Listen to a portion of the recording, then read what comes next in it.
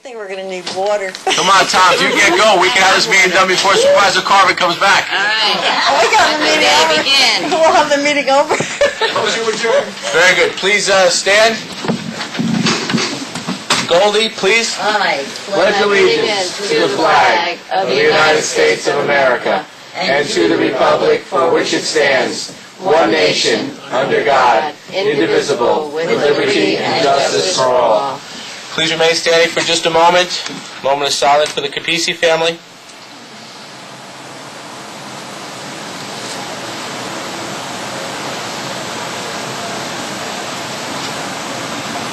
Thank you. No prayer today? Do you know it? Oh, yes, you're exactly right. Please remain standing. And you're right, I did forget the prayer. Heavenly Father, bless this assemblage. Grant us the wisdom to make our every decision fair-minded in the best interest for all as residents. And also a moment of silence for the Gelfarb family as well. Oh, yeah.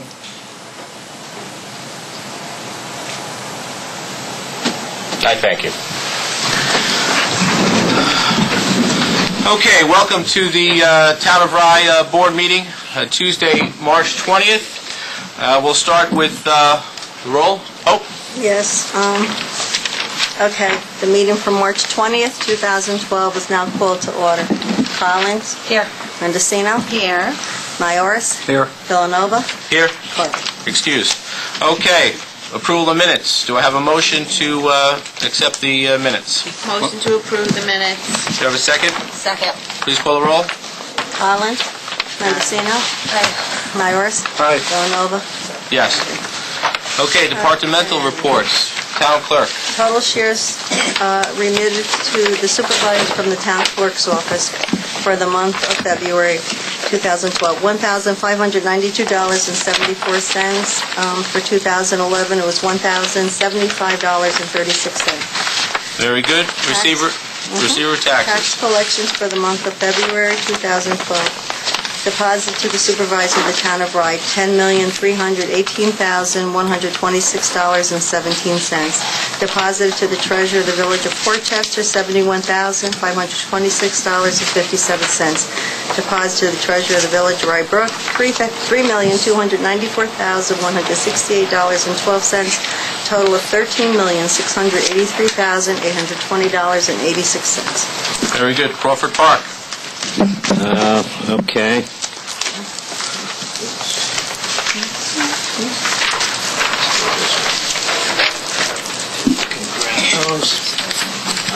As you see, we're pretty much running on schedule as last year. We had a total of 18 events in February for a grand total of $4,260.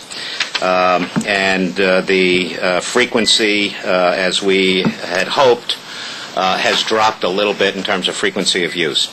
So the intensity is a little bit lower, yet the revenue is pretty much tracking. So we think we're in good shape there.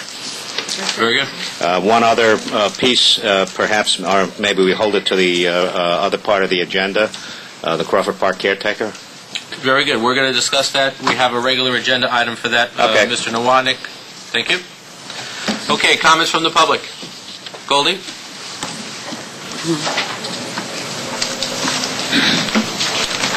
Okay, there are people who will not like what I have to say, but I can't help it.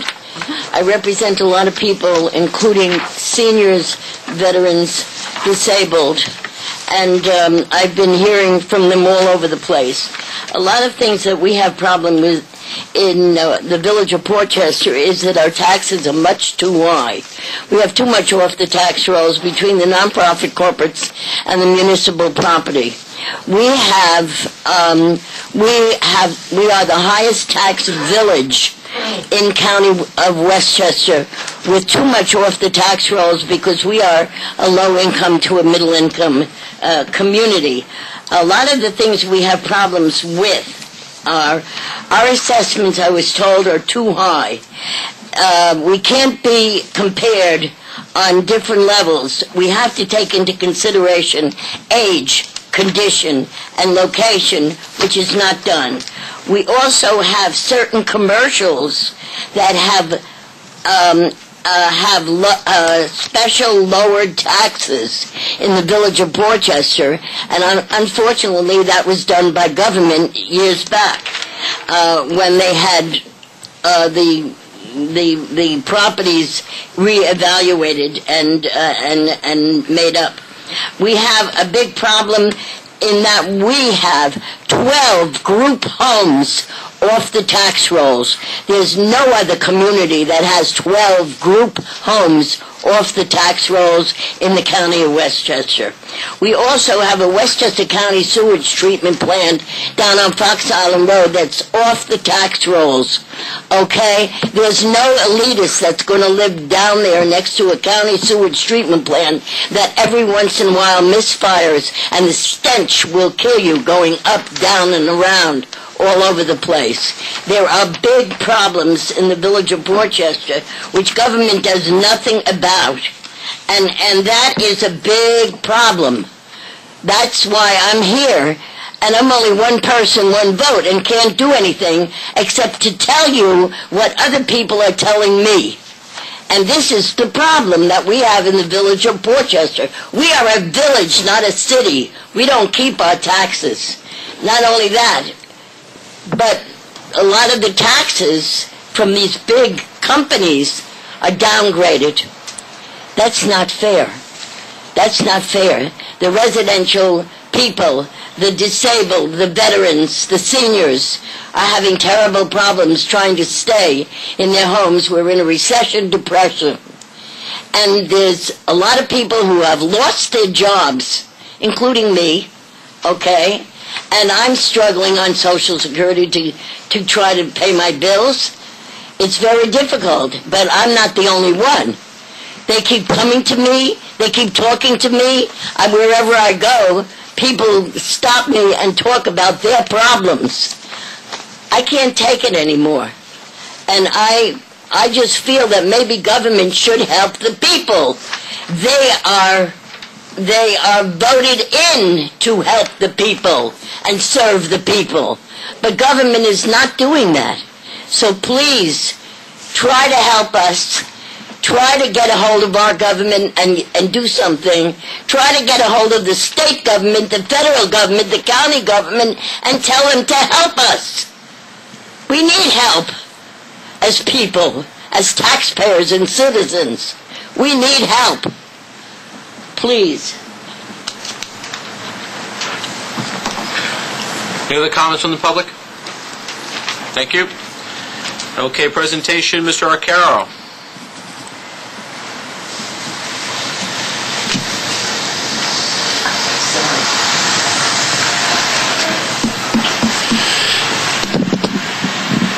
Thank you. Just going to give a brief update on the Model American community. And I think the kind of comments that Goldie just made are probably the kind of comments that kind of moved us on this Model American community. And I think the first item I wanted to speak about was really a change that happened. I think we started looking at the Model American community as kind of a social activity. Kind of where are the social organizations and the religious organizations and how could we help them? And I think we made a very helpful reformulation of the town of Rye as a Model American community by looking at it as 5 pieces. And I think that first piece was tax affordability, making it affordable for the residents of the town of Rye.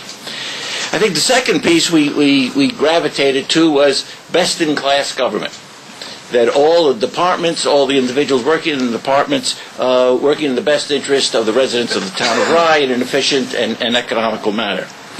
I think that third element we put together over time is that intermunicipal cooperation, shared services. I think it's coming out of that dissolution study in part as well. And the fourth piece is the public-private partnership. Recognize that a lot of ways to help residents with affordable services is public-private partnerships in certain areas, and making sure we investigate that. And then I think we come to that fifth area that we used to kind of label Model American Community, and we certainly will continue that, which is looking for the support, the human support for the residents of the town through the community organization, through the religious organization. So I think we went through a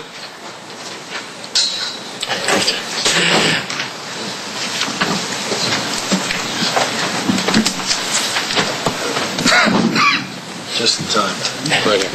Sorry. I apologize. I had to go vote in the village of Brook tonight. I apologize for being late.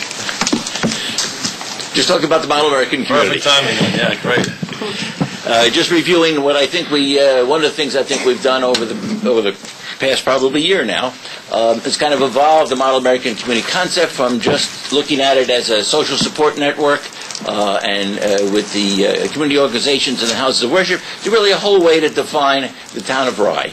The government, meaning tax affordability, best-in-class government, intermunicipal services, public-private partnership, and the fifth element, then the community support. Just sort of introduce this topic. I think there's 3 cities you studied that have implemented Model American Community programs: Burlington, Vermont, Norwalk, Connecticut, and Austin, Texas. Right. Could you just tell people at home a little bit about what they've done in each of these communities?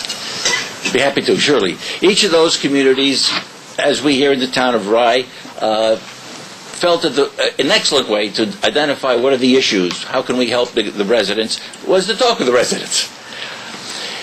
Pretty straightforward kind of approach. And so Austin, Texas, which is the home of the University of Texas, has a huge support from the University of Texas. Burlington, Vermont, the home of the University of Vermont, has a huge support. Then there's a wonderful Norwalk, Connecticut, just up the road here a piece. And in each case, the groups came together, which is where we are heading. We are heading towards interviewing the groups, to then pull ourselves together to identify what are the issues that are bothersome to us, where are the resources, human and financial, to deal with those, and which one shall we choose? But most importantly, those 3 communities each said, let's be quantitative about it. What is our baseline if it's infant mortality? What is our baseline if it's in trying to increase high school graduation rates? So in each case, they gravitated or chose by consensus what topics to work on, but also did quantitative statistical analysis to establish a baseline and produce reports on a yearly basis. So I think I see us having reformulated Model American into just the way we do business at the town, to also incorporating that element from Austin, Norwalk, and Burlington of the quantitative analysis. And if I could, Mr. Arcaro, the first and foremost, it's all about visioning. What is the goal for your community? You've all heard me say this before, but America's being challenged as never before. What does it mean to be a model American community? What are we seeking to achieve? What are our goals for our community? What is if we achieve our goals? What does our community look like? And so, as Mr. Arcaro said, first and foremost, it's tax affordability. That informs a lot of our efforts, obviously, in terms of studying the dissolution of the town. Right? We're all proud here, and we sit on this board that we reduce taxes every year we've been in office. That's tax affordability. The second thing is best-in-class government. I'm really pleased with the way every one of our department heads has responded, and really trying to make, I see the Honorable Mr. Mecca, head of our tax collection department. He ultimately works very, very hard to provide a terrific service to our constituents. Town Clerk Vespia, again, 2 of the most well-liked people in all our communities, great assets here at the town of Rye, reaching out to our community. So they're trying to get best-in-class government. Mr. Markowitz probably has the hardest job in the town, and he's working hard to get our evaluations right. I know he's not going to rest one day until we have all of our evaluations correct and best in class. Ann Capeci, who represents our court, she's secured grants year after year after year for us, and that's why this courtroom has been improved. So public servants aren't necessarily the flavor of the month, but I'm very happy with the hard work. Mr. DeLeo's working hard to basically make our parks work well, not to mention the people working here with us, Mr. Noto, Mr. Nowotnik. But our whole goal is to be best in class. We want every one of our departments to be exemplary when it comes to the town of Rye. Obviously, we want to have strong intermunicipal relationships. And one of the dirty words, I'm surprised. I know Mr. Noto is keen on this topic. The Washington agenda. The Washington agenda. The Washington agenda has been better adapted in South America than it has in the United States. They've privatized Social Security in Chile. They privatized Social Security in Peru. The most credit-worthy nation in the Americas is Peru. I used to buy Peruvian debt at 6 cents on the dollar. And so, ultimately, why not privatize here? Well, in the United States of America, I was talking with a state assemblywoman the other day. She said, privatization's a dirty word. What's that all about? The whole idea is to make, our whole goal is to make American government as efficient as American business. So we're best-in-class government. And finally, and this is where Mr. Arcaro is really spending most of his time, and that is with the social outreach. There's so many different church organizations, so many different community-based organizations out there, all working sort of independently of one another. And I don't need to tell anybody here that the participation in those organizations is down 70%, 50%. Many are struggling to survive. So the whole thesis and approach of the model American community is to reinvigorate the enthusiasm. Look at our Goldie. Goldie is You weren't here when I spoke, because if you were here when I spoke, you wouldn't say privatize Social Security. Well, And, the elderly and those who have lost their jobs and have already paid their way into Social Security are entitled to get it. Right. Joe didn't say eliminate it, Goldie. He said privatize. The privatization, I think this is important you understand, because Goldie's a spokesperson for many people in the community. Right. That's correct. Okay. So privatization doesn't mean something's eliminated. It means that the way it's administered, or it means the way that the business operates, is under a different way. Now, if it's better, if it's more efficient, it will produce a better outcome. So the people that are receiving Social Security, like yourself and your associates, constituents, they will benefit from something like that. And that's what Joe's talking about. What are they going to charge to do it? Because it's privatized. Well, what are they going to charge to do it? Well, Goldie, what? And they're going to charge. And who's going to pay for it? Goldie. We can't. Goldie. We can't. We're low income to a middle income. The difference between you and me... You're an antique community. The difference between you and me when we're at these meetings is dialogue versus debate. You like to debate. I don't like to debate. Yeah, I like to dialogue. I know, Goldie, but it doesn't mean that I don't love you. You're going through hell. It doesn't mean I don't love you. Be careful of what you say. And that's the reason why we're talking about it. We're thinking outside of the box. As a matter of fact, Goldie, something that's very important, and Joe, this is important also. Goldie is focused on making sure that and I think what's happening here is that Goldie goes to the Village of Portchester meetings, and she's talking and looking for resolve where her voice and the voice of residents of Portchester could be heard. They can't. I think, Goldie, hear me out. Okay. I think something that Joe could do for you is he could create a forum for you where he could pull together representatives from the county and representatives from the state. So you may not be able to call them to a meeting so they can hear you, but I think Supervisor Carvin can. And I'll discuss that with him. Come from our town.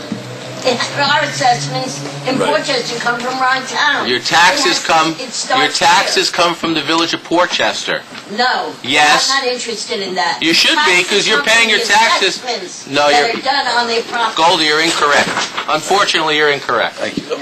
Here. Okay. We're getting off track of Greg's presentation. All right, Goldie. We'll have ample time to debate. Just two other quick points.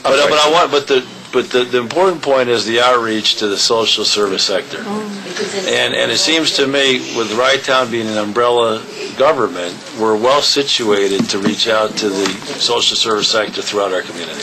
And I think a story that kind of exemplifies what I think we can do with this model American community.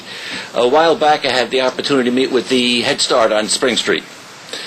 And in speaking about what they do and asking them questions, and then find out what was their vision of what would be a model American community, and how might we help them achieve that.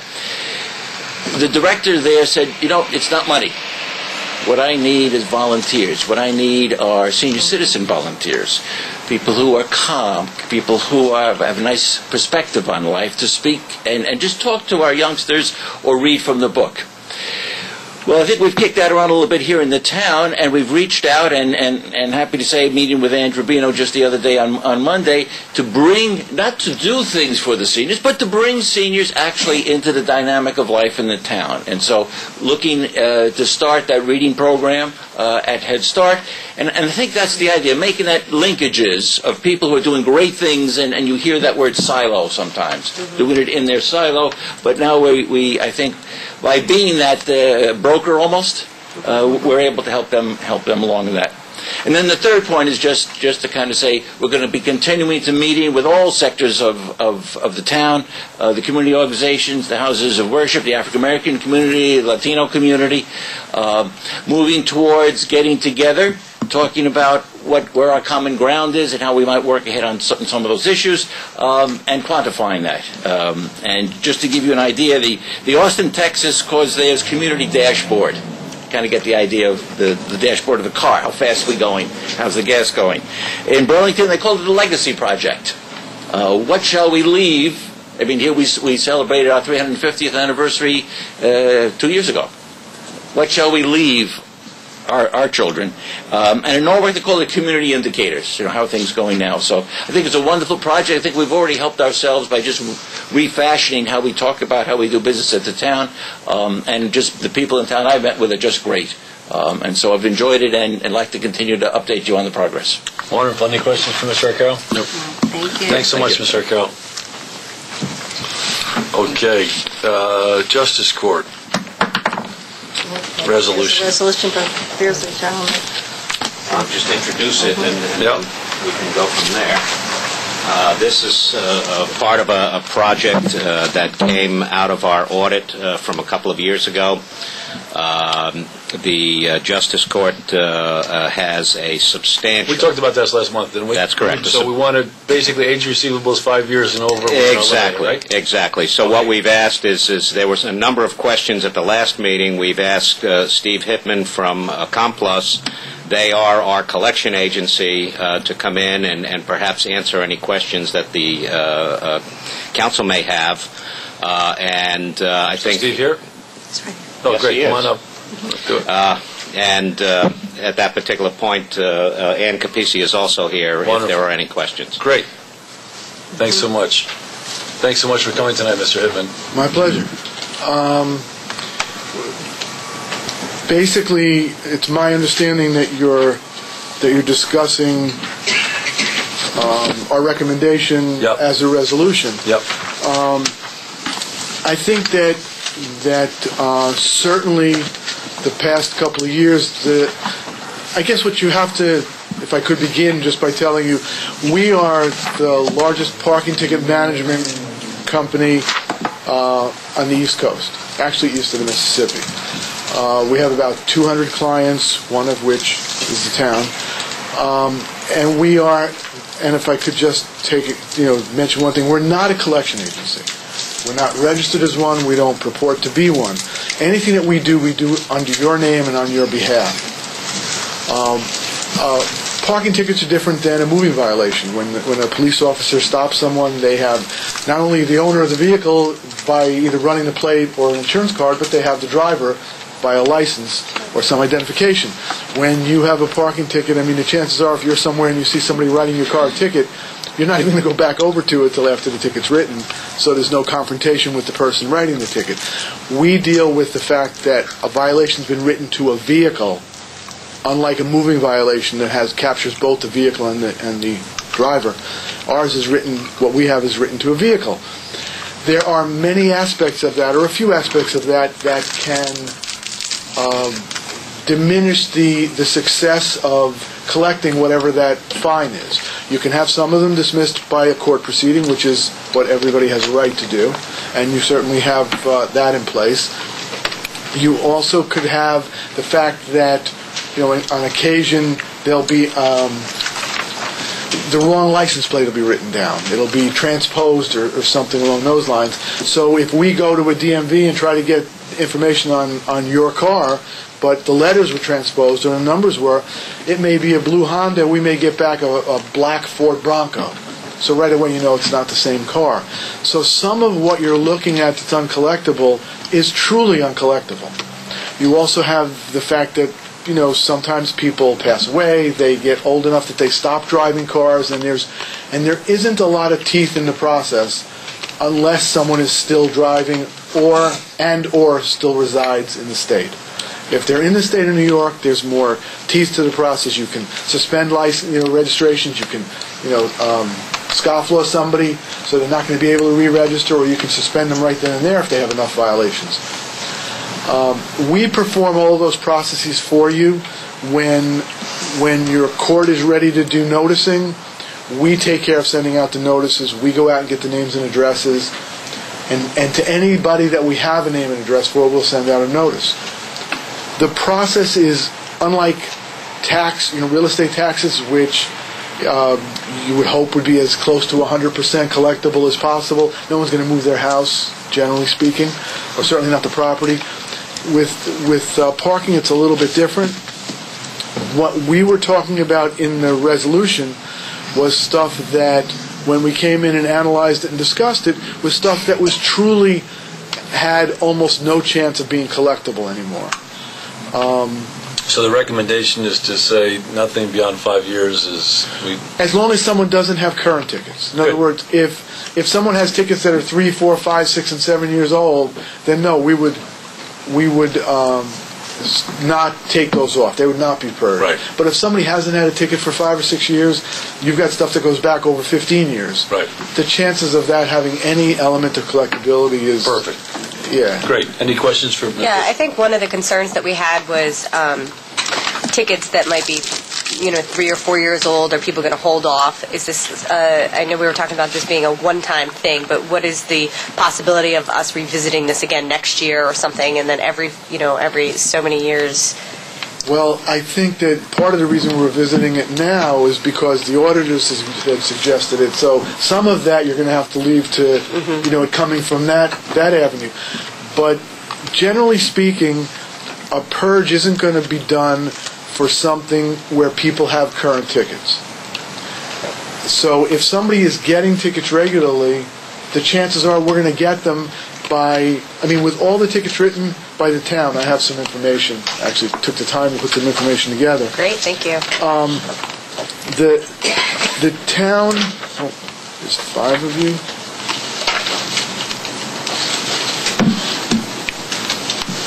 I can just, if you wouldn't mind giving us an idea. That's probably a lot more information than you're looking for right now, but I just thought I would give it to you. More is better. Pardon me? More is better. Okay. Basically, and information that I put together that I have, right now you have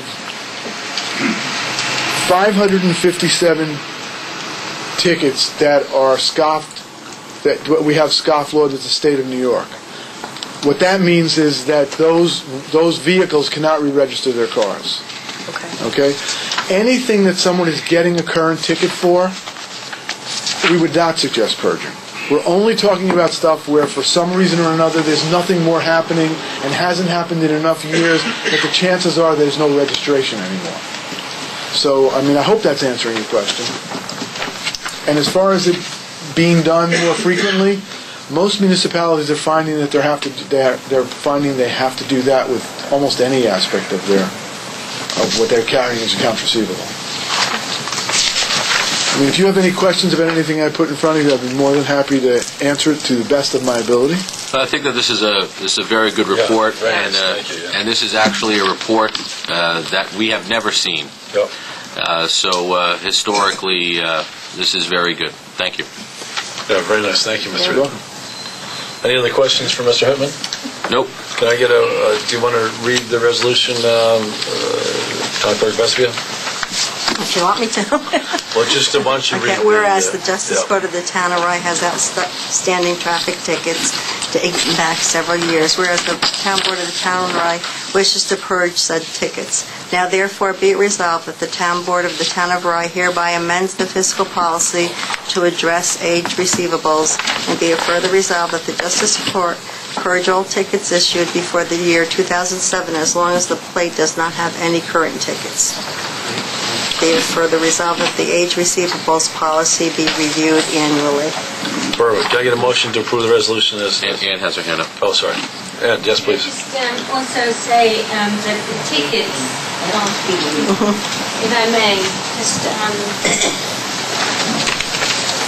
the physical tickets are not going to be destroyed. They will remain with us, and just the information from that report that we get every month will be put on a disc, and you won't have to see it all the time, and the auditors won't. That's really what we're doing. But the physical ticket will still remain with the court. Okay, excellent. Thank you so much. Thanks, Ann.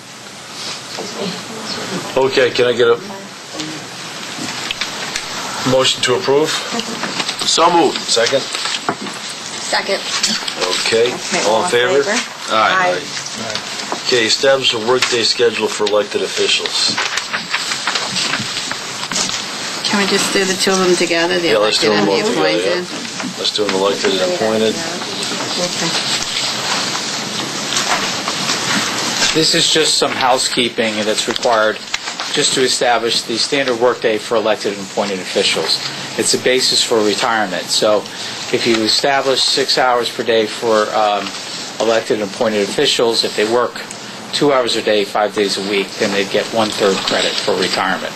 So obviously the full-time employees get full-time credit for retirement because they work full-time. And so this is in compliance with the State Comptroller's Office, and there's also other reporting that's required for newly officials, elected and appointed officials. So we don't have to do that whole 3-month thing? Yes, you do. We do have to do that. Right. Do you have the form? There's a calendar, right, that you'll present to Hope. So newly, if you're in the retirement system, you will have to report 3 months' worth of activity on a calendar, and that's going to be required by May 31st. Do we have a form that it goes on? Yeah, well... You're going to give it to us? Yeah. Okay. Clerk. Thank you.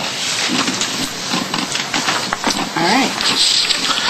Great. Can I get a motion to approve? BNC. Resolutions B and C? For elected and appointed officials. Okay, can I get a second? Second. Okay, all in favor? Aye. Perfect. Thank you, Mr. Burns. Okay, Mr. Markowitz, these are the homestead base portions. Let's do all three at the same time. Absolutely. Portchester, Rybrook, and Portchester schools. Ultimately, so the Village of Portchester, remember this is the fixed portion of the homestead portion picked up by the residents, and then the portion of the tax bill to be picked up by the commercial property. So in the Village of Portchester, we have 60.5835% for the residents, and 39.4% of the tax bill will be picked up by the commercials. In the Village of Rybrook, those numbers are 73.92% and 26.07%. 73.92% being picked up by the residents. And finally, in the Portchester School District, it's, I guess, almost the same, 62 as the village at 60.2% and 39.8%. Can I get a motion to approve those homestead percentages? So moved. Can I get a second? Second. All in favor? Aye. Okay, how'd I do, Mr. Markowitz? You don't do one for the Mamaroneck Excellent. section? No, Mamaroneck makes a decision on their own because they were a split school district. And just to follow up, the Blindbrook School District has not yet advised the town of what proportions they'd like us to adopt. Okay. G, you want to explain what we're doing here? Okay, resolutions G, H, and I are all same subject matter, is to retain appraisers to represent the town in pending certiorari cases. Here we go. Is he setting me up, Mr. Snow, or what's he doing? No, I'm trying to be brief. In fairness, we did get resolutions over a week ago and emails from Mr. Markowitz on this. Yeah, why doesn't he give them to the board? Why don't you just put them in the packet? Oh, I mean, Well, the whole board audit would want to see, I'm confident, the same information we saw a week ago. In any case, I am prepared to hand out information at this point in time if you would like. Well, that being said, Wachovia Corp. in the town of Rye? Wachovia Corp. What's their address? Their address is North Main Street. I believe it's 133 North Main Street, Portchester. Okay. And they're Actually, no, sorry. You know what? I feel much more comfortable if the board has the information that I've requested. Okay. Yeah. Oh, you have it. Oh, good. Yes. Can you distribute to the board? Oh, perfect. Good. Right now. Oh, there you go. As we go. How's that? Participated this week. Hey, Good. learning. Exactly. Good. Fantastic. All right. There we go. Fantastic. Good. All right, Mr. Markowitz, you made my day. Good. So this first one is Wachovia? No, Irving. St. Irving, okay. So it's Wachovia. Which one? Wachovia is number 3. Okay, very good. The third one. Wachovia. This is, we talked about this last time, right? We did. Yes. And they're a nationwide chain? Correct. They're owned by Wells Fargo, if I'm not mistaken. Okay, and so Mr. Noto, Yes. what is your recommendation for a strategy for this institution that hasn't given us information for so many years that doesn't appear to me to be acting in good faith from what I can see here? Yeah, according to what we have, the claimed values are pretty absurd. They're at 10% each one. And at least in 2010 did not submit the INE, but had done it in 08, 09, and 2011. So I understand that from a litigation standpoint, to move forward, we do have to have a appraiser, but this might be... No, we don't. I just said from a litigation perspective, as it's moving forward, in the event we don't settle it, we do have to be prepared for trial, which means we'll have to have an appraisal. You did get the... Well, I have to appraise it, but we can do that internally. No. Well, we have an internal number, which is the number that the assessor has placed on it. You have received for your request a 20-page memorandum with a decision attached from Alto at my request, which explains all of the issues pertaining to having a appraiser testify at trial. I don't know if you had time to read it or not. No, I didn't. No. Okay. I was otherwise occupied. No, I understand. I'm saying that we have gotten to that point. And, so what is it? Summary? If you could summarize. Well, the summary is that without an outside appraiser, any testimony we present will not be credible. Okay, credible. But so I want to distinguish here for the board. And this is important for the board. I don't know if we understand, but this is one of our biggest expense items. So ultimately, we have, the court may not deem it credible. I respectfully disagree with the court. And I'm comfortable that we're competent to put forward valuations without resorting to an outside appraiser. This is the whole problem with government. The difference between putting forth a valuation, which we've done via the assessment office, versus a contested trial in which the other side is putting forth an expert witness who's an outside appraiser, and if you read the decision, when you read the decision, what decision? You will see, well, there's the memo. There's a decision attached to the memo, which lays out this court, Judge LaCava's understanding and his decision-making process of how he evaluates testimony and how he evaluated an appraiser who was not terribly competent and one who was, and how you're suggesting our department's not terribly competent? No, it was not a Wright-Town case. I'm saying, are you suggesting that? No, I'm saying that the quality of the information and of the expert witness was not objective or outside enough, let's use his terms, and they lose. So the point being, if you're preparing for trial, which we are, it doesn't mean we're going to have a trial, we have to do the right thing in order to defend the town. How much is this going to cost us? For Wachovia, approximately $8,000. Now, it doesn't mean, by the way, that we have to either go all the way, as we've done this with appraisers and not paid them and settled the case in advance of that. But in the event that this is going to be a difficult negotiation, which it may be, having that appraisal may enhance our case prior to trial, so we don't have to pay to have him testify, which would be a lot cheaper. Well, what I want to do, as we've done in the... But you may want to get personally involved in this Well, case. yeah, exactly. Call What we've done with the head of Wells Fargo and tell him. Well, I do. No, I understand. As we did with Home Depot. Yeah, that's right. And we did with Home Depot. And when the good people at Home Depot found out that their lawyers, well, that ultimately they weren't being represented in a good faith fashion, they decided to settle. Right. We had the same situation with Burger King. And when Burger King was made aware of the fact that their people were not acting in good faith with the good citizens of the town of Rye, they settled. Right. So far, we're 2 for 2. Now, obviously, the whole point again is if we've got it wrong, just tell us. Don't come in with a bogus valuation at 10 cents on the dollar. You're really telling every school child you're trying to steal their money. You're just stealing their money. And it's unconscionable. It's unconscionable to do this. And what we need to make clear to the public at home, anybody comes in with a 10% valuation, it's unconscionable. It's unconscionable. It's gaming the system. Let me ask Mr. Markowitz, sorry. How many residents are in the town of Rye? 9,000? 9,000 residents? Our numbers. How many come in at 10% of value? 9,000 Probably How many? 5. Not at 9,000. Yes. Okay, and are they legitimate? No. Okay, so 5 out of 9,000. And how many of our commercial certiorari are coming in at less than 25% of value? I would say probably almost 100%. Okay. Now, isn't that unconscionable behavior? I mean, you help me, Mr. Noto. You're a lawyer. Isn't that unconscionable behavior?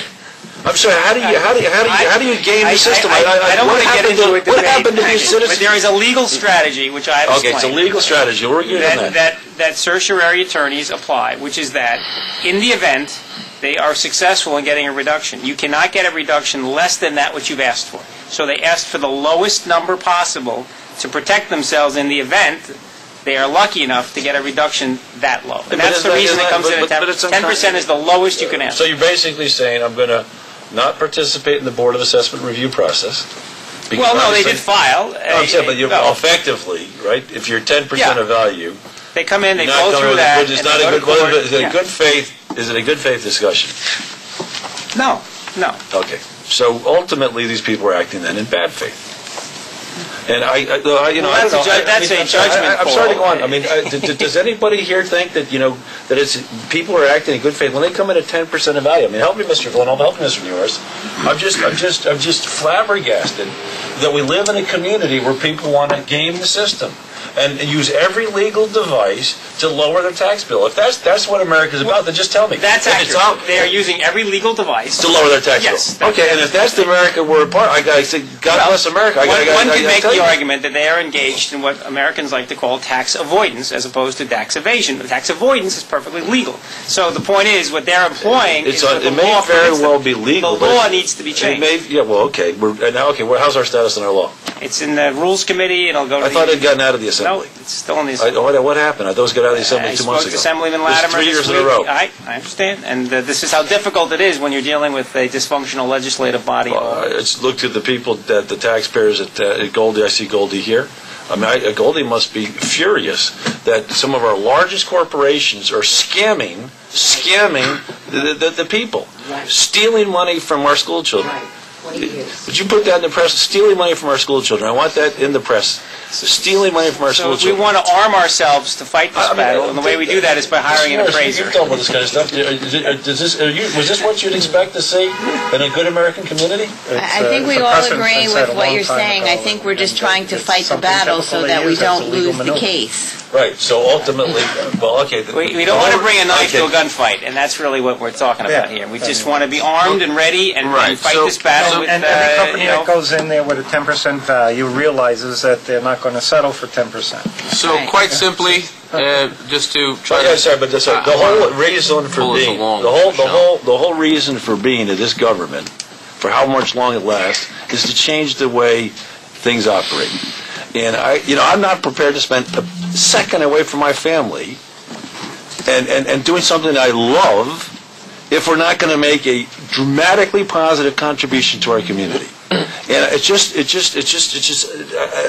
I just don't understand how we're not all outraged at this system. And by the way, would you please set up a meeting with the Chamber of Commerce again? Would you please for me? Because the biggest losers are the other commercial properties. Because we just saw 40% of Port Chester is paid. The taxes are paid by the commercial properties. So if 10 of your buddies are screwing the system, you're paying more.